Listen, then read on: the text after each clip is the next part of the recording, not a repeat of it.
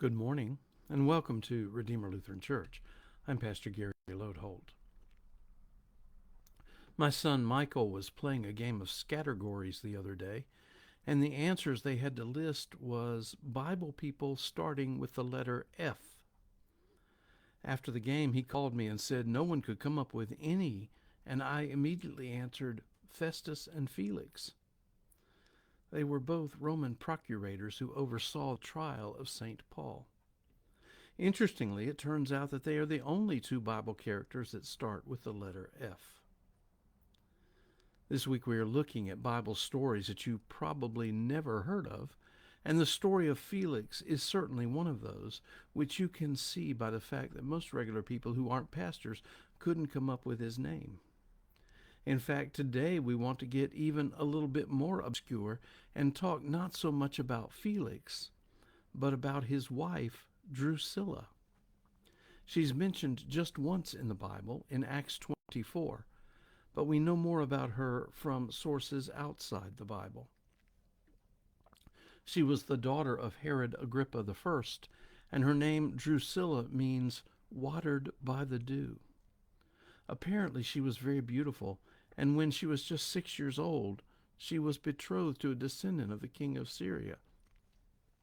But that betrothal was annulled when the man she was to marry refused to be circumcised. For a Jewish woman, that was not appropriate. So then, at the age of 14, she was married to the king of the area now known as Lebanon. At that time, the area was under Roman rule, and the procurator, a man named Felix, visited the puppet king and fell madly in love with his wife Drusilla. Felix determined to have her, and got a sorcerer to convince Drusilla to leave her husband for Felix. So now, married to Felix, and still interested in her Jewish heritage, she was intrigued when Paul came up for trial before her husband. She asked Felix to arrange a private meeting for the two of them with Paul. Now it happened that Felix was pretty well acquainted with the fledgling Christian movement, but Drusilla wanted it explained to her. When they met with Paul, he did not talk about the differences between Judaism and Christianity, and instead spoke about justice, self-control, and the judgment to come. Josephus, an early church historian, surmised that Paul spoke on these topics because Drusilla was in essence living in adultery with Felix, and that in fact Felix had been married twice before. The Bible reports that Felix trembled at what Paul said. He was both drawn to the subject and horrified at the possible consequences of his past life. They met often with Paul for discussions like this, and Felix delayed Paul's trial in the hopes of a bribe so that he wouldn't have to judge Paul. In the end, Paul was still waiting for trial when Felix was replaced by a new procurator, and that man was Festus.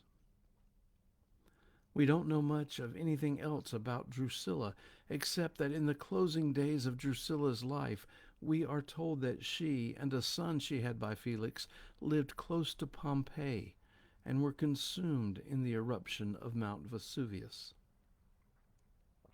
Maybe Drusilla's story reminds us that God's word is spoken to and affects all people. Many of you know the phrase, the gospel comforts the afflicted and afflicts the comfortable.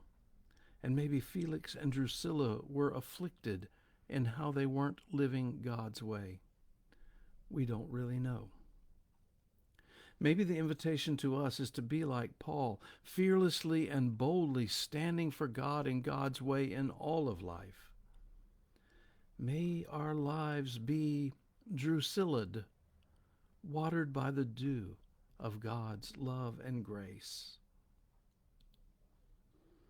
Thanks for watching, and remember to let this day belong to God.